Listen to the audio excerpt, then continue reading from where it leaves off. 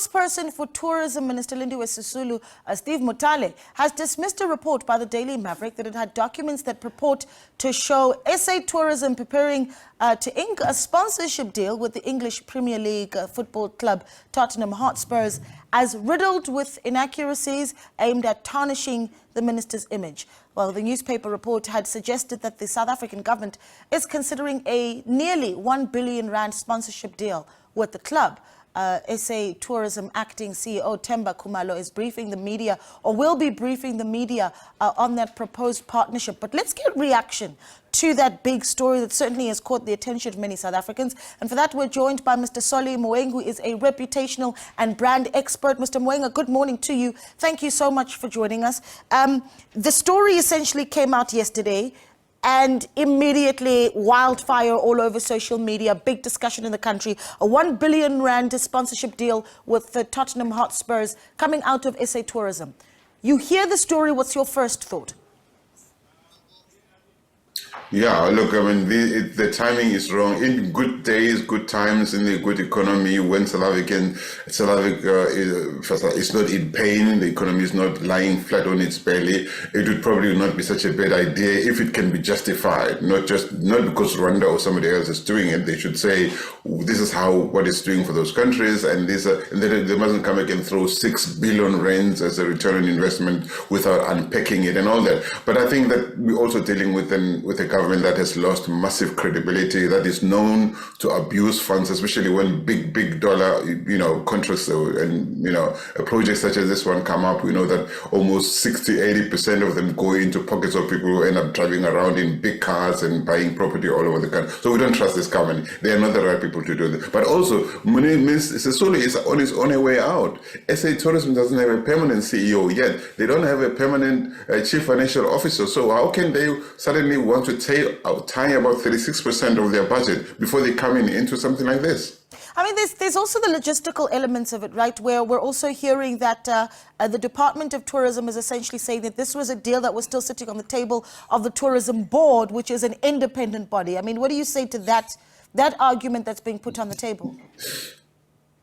No, it's nonsense. I mean, independent body from the ANC. Show me one institution of state that is independent from the African National Congress. It's nonsense. You must not take the South Africans for fools. It's a good thing that this thing has been exposed. Whatever stage it was at of negotiations, discussions, it's just not right. The ANC must not do. Actually, we should be placing a moratorium on big multi-million rand deals for the ANC ahead of the next elections, because we know where the money ends up. All right, they shouldn't be doing this thing. We don't trust them anymore. They've beaten us too many times. South Africans are suffering, small businesses are suffering, the economy, livelihoods have been destroyed, and they want to, South African Sport Federation heads, they are correct also to stand up to say, no, wait a minute, we need that money right here at home. They need it. We need that money in South Africa. Not to go and give it to more people who are already billionaires in their own lives. It doesn't make sense. You see, these people can't make decisions. It's almost like they live in their own cloud. They don't understand the pain that South Africa is going through.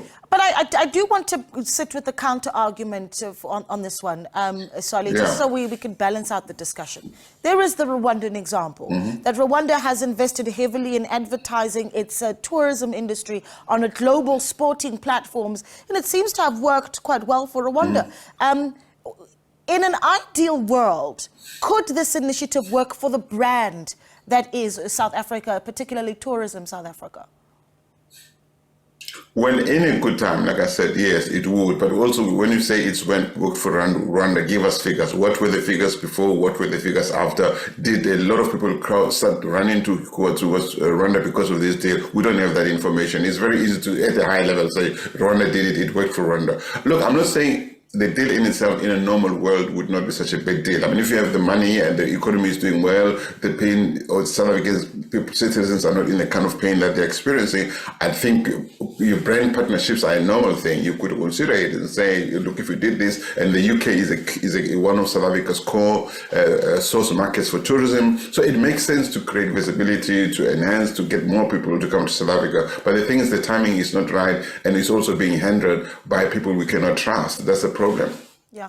Do you know, we can certainly talk about how South Africans are responding to the story, but I wonder what the international community is thinking watching this, especially as we start to have this tug of war in-house here at home, right? What the international community is thinking when they realize, and they're aware of the energy crisis, for instance, that the country is facing, the high levels of inequality, and then this story, almost 1 billion rand that could possibly have gone to Tottenham Hotspur. What's the message to the international community?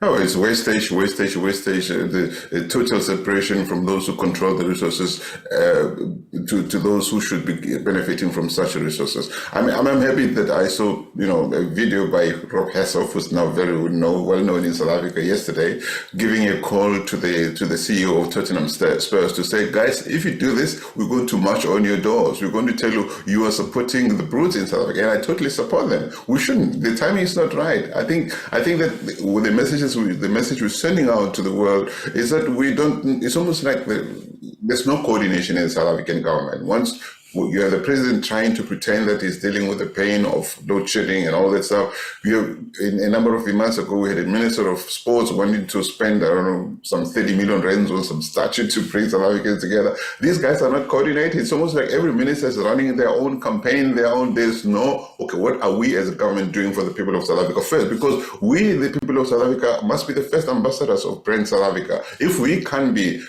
you can't expect other people to love South Africa. So you need to take care of your own people. Just like in a company, you take care of your own employees before you can go out with fancy PR messages saying we are the best, we are open for business, we are the best company, best employer. You can't do that. These people they've been in power for too long. 30 years is too long. They need to go. We need a new start in South Africa. Okay. What do you say this is doing for brand Lindiwe Sisulu?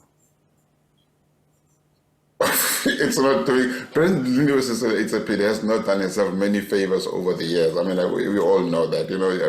She's done so many faux pas, and if she truly is involved, which I don't think she's not. Of course, they will deny it. It's just proving the kind of person that she is. Yeah. Oh, sorry, it's just showing the kind of person that she is. Okay, let me squeeze this one in because I'm out of time, but I need to squeeze this one in. We're going to get a press briefing now from the Department of Tourism. What should they be saying to South Africans now? They should just say, okay, look, we've seen how South Africans have responded to this thing. It's not going ahead. They mustn't try to pile more lies into this. I mean, just say, we're not doing this thing again. We head to South Africa. Yeah, that briefing will come from SA Tourism just after 11 o'clock, and we certainly will bring it to you live. Solly Moeng, an absolute pleasure speaking to you. Thank you so much for your time. Solly Moeng, of course. It's a pleasure, Naledi. Bye-bye. He's a brand and a reputational expert speaking to us. Then we stay with that story. Our reporter Simon Burke is standing by, where he is seeing the preparations taking place for that SA Tourism briefing that's set to take place. Simon, what are you seeing out there, and what are we expecting to hear? It's very quiet here. We're in Sandton. We're just off the main drag where all the action happens, but it's really quiet here at SA Tourism. They hit the headlines, R1 billion touted, an English Premier League club. A lot of South Africans very angry, immediately equating this deal with what's going on in the country, load shedding, water shortages, everything going wrong. People are angry. But here at SA Tourism, I have to say, there's not a flurry of activity. There's no toing and froing. It's very, very quiet. The car park's not even full. I was expecting to see a lot more people here for a briefing to hear what SA Tourism has to say, and we are expecting them to present facts. I'm assuming that a deal came their way too good to let up that would have brought in a huge boost to the South African tourism sector, and probably in budget. It has to be in budget. The board had to have given approval. They must have been very proud of this deal, and it's been leaked, and the figures have been brought to book, and not everyone's angry. Everyone is incredibly angry. But, if this, as your previous guest said, if this was normal times, this would be a very good deal. This wouldn't be something to sniff at. This is a top 6 club in the Premier League. We know that money in the Premier League flows like water. We know that huge consortiums from all around the world get involved, from every corner of the world. And that Tottenham is a club on the rise. They've got a brand new stadium. They have big deals with the likes of the National Football League in America, which is the richest sporting league in the world, NFL, Gridiron. Tottenham works with them. I think SA Tourism working with Tottenham during normal times would be a great thing to have to tout.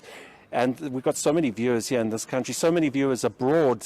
If tourism went up just 1% from this deal, it would be huge.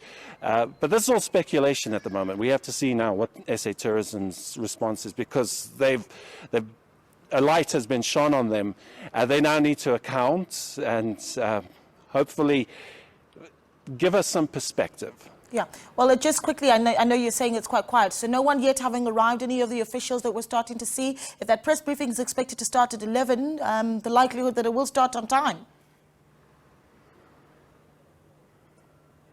Look, it looks like it's going to start on time.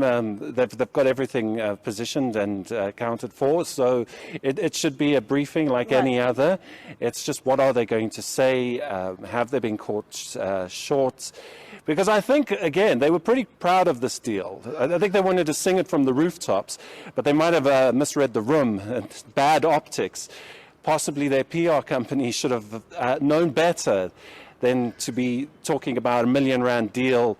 Look, if you equate that to British currency, that's a mid-level midfielder place for Brighton or Leicester City. It's the money that gets spoken about in Premier League is it's astronomical, and this barely will make waves. Rwanda got in early with Arsenal when they made that 10 million a season deal and put it on their shirt sleeve. I think we got a similar deal going. It's not a huge difference. I think Rwanda was astute by spotting that. They did get a good club, Arsenal, but Spurs is also a good club. There's nothing to sniff at.